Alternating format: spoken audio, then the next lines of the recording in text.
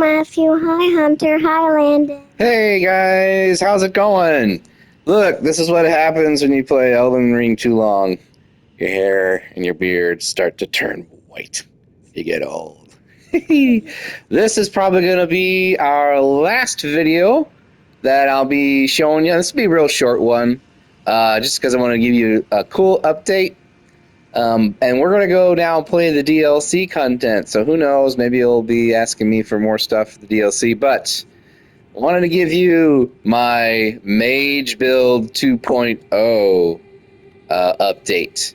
So, the Mage build that I've had you guys playing is kind of like a careful using a shield because, you know, who knows what's around the corner. But once you've played this game enough, there are ways to become even more powerful as a mage. And the best way to think about this, it's higher risk but higher reward. You get no shield and no real dodge, but you get much higher damage and a chance to really one-shot the worst of the worst. So, before we get into this, let's continue with this look here. First, yes, I have the Black Knife Tiche outfit on. And this is a very important piece of armor because when you have anything else on, like, let's say this guy, listen to how I roll. Ugh, I just feel like I sound like a truck coming through. Here, make a truck sound, honey. Very good. Yes. But when I have the Black Knife Tiche armor on, and gosh, I got so much armor. There it is. Now listen. It's just quiet, but I can still hear it. Barely. But that's the thing. The bad guys, the enemies, these guys, your steps are muffled. You can get super close to bad guys without them ever even hearing you. And that is the point of this build. Think of this build like a stealth sniper build. You are a stealth sniper mage where you'll get up real close to somebody, they don't hear you until it's too late, and then they're dead. The main spell of attack for this is the Night Comet, and I've gone over the Night Comet in another video because bad guys do not see it. It's chargeable, and here's the cool thing about the Night Comet.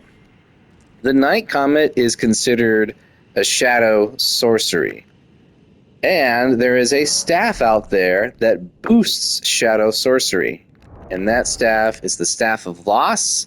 It's hanging off of a ledge in the Celia town. It's that weird wizard town with invincible wizards in Caelid. And here's why this staff is so great. It's not as powerful as like your big boy staffs up here. And again, the big boy staffs, the Carrion Regal Scepter, great for firing off your moon, and great for just regular hits. Doesn't consume a lot of mana, but when you're ready to fire your laser, this is the only time I use Lestat's Glintstone Staff. I switch over and then fire my laser. Yeah, fire my laser.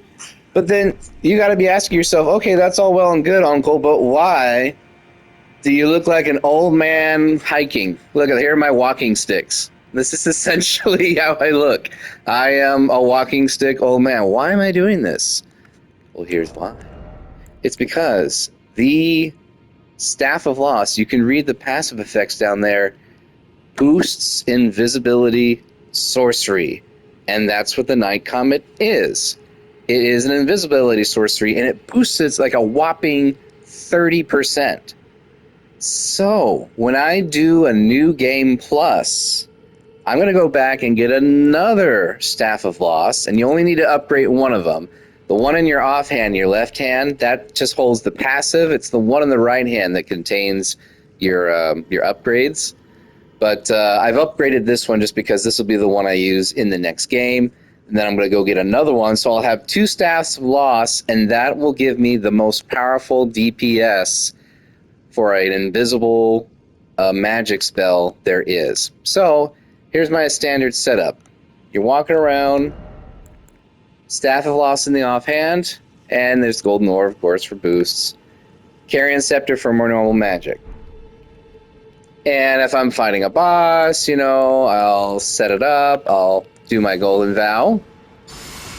And then, I don't know if you have this yet, but you should grab it. You'll do the Howl Shabriri.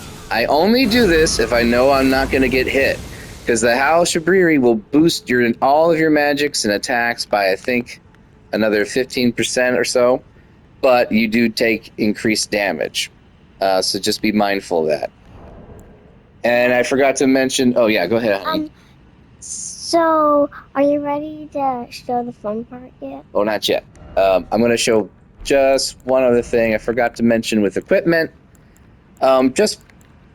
Nothing matters on your equipment except for the Black Knife armor. Everything else is either because of look or because you're trying to make sure you have as much armor to stay within two things. In the bottom right there, you'll see equipment load, poise. Poise 51 is the minimum poise that you need to not get interrupted when you're spell casting.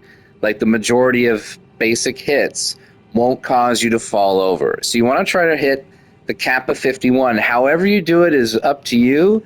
I ended up using the scaled, I had to scale back from Veteran's Armor and go scaled just to meet the weight requirements to stay medium load. You don't want to be heavy load. You want to be able to roll, and then T-Charmer, and then whatever you want. For this stuff, Magic Scorpion Charm, it's like 15% boost on all magic. Godfrey boosts all charge stuff, so that's a given with the Night Comment, and then the Graven Mask Talisman. And then for this pocket, when I'm farming, I have my Gold Scarab. When I'm not farming, I'm usually having the Dragon Crest Great Shield, which you get at the Halleck Tree. It's like just having a big boosty shield for whenever you get hit. Okay, sorry. Now let's get to the fun part. So let's. Sophie's gonna walk us through it. So there's a boss over there. Sophie, what do we do? First, cast Golden Vow. Okay, and then what? And then have a Shabriri. Okay, then what? And then... Terra Magica. Okay. And then we switch over to Lestat's. And well, we gotta do one other thing. If we can get a moon off, if we have the time, you get a moon off, because you know that will put frost on the enemy, which increases their magic damage, and then, of course, then we fire the laser. Look at all those boosts on the top left. So again, that's our boss killer setup. We saw you. Oh, that's fine. But yeah. Ah! Hey. Excuse me. I'm trying to do a video here for my nephews. You jerk. Get out of here. Teenage Mutant Eternal, my butt. Get over there. Roll you over. There you go. Okay. However, Sorry for that. this is not the main reason for this video, my dears. No. There's another reason I decided to do this video. For two things. First, I discovered something completely by accident about the Glintstone Chris. So, did you know that besides doing this, you can do that, L2, R2, L2, R2. Never even knew that. But that's not why we're here. We're here because of this. If you have beaten the Elden Beast, hopefully you were smart enough not to go to New Game Plus and cash in the remembrance for this sword. And here's why. Because it does a really, really fun thing. Dad, can you show us the Absolutely. fun thing? And why are we here? Well, we're here because we are at our bird farming area. Oops, on black bow because it's lighter. Okay. And I'm going to show you a new rhythm. So you get your bird shot off for your 13,000 runes. Okay. Bye-bye, birdie. Ha, get it? Bye-bye, birdie. Switch off to your sword. Get your 13,000 runes. Then you come over to this rock. Bum bum bum bum bum bum bum bum bum bum bum bum bum bum bum bum bum. Go down, get a little some stragglers down there. Yep. And now your 13,000 runes turns into 60,000 runes. So that is it. That is why you get this sword and max it out. You don't need to have an overabundance in a particular stat. You can keep your normal wizard stats. You have to have a boost in dexterity. So what I had to do when I got this sword, I had to go respec, and I just sacrificed a bunch of health to get the dexterity requirement to use this sword. But as you can see, it's well worth it, and I'll get that health back lickety-split, because with farming this area, instead of 13,000, you now get 60,000 every single time, and we want to level up, and I'm just slowly reclaiming my health. As you can see here in my stats, 35 mind, 30 endurance. This is just to hold the sword, so I don't have to keep switching it in and out. But it needs 14 strength, 24 dexterity. There's my normal 80 intelligence, 33 faith. The 33 faith is just so I can cast Howl's Shabiri. That's the only reason I have it up there. But it does, the sword does take I think 20 something faith requirement. In arcane, nothing. Oh yes, I want to. Oop, I want to level up. Yeah. But this sword, wind boosted, do it again. Yeah, I mean, hopefully you used your remembrance to get this sword. And this will seriously make your leveling adventure far more efficient when you build your characters. All right, guys. Well, that's it. Thank you so much. Love you. Hey, Bon, say something to your cousins, honey. I want to tell a joke. Okay, Sophie's going to tell you a joke. Here we go. Joke time. Why did the snake cross the road? Why did the snake cross the road? To get to the other side. Get it? Side.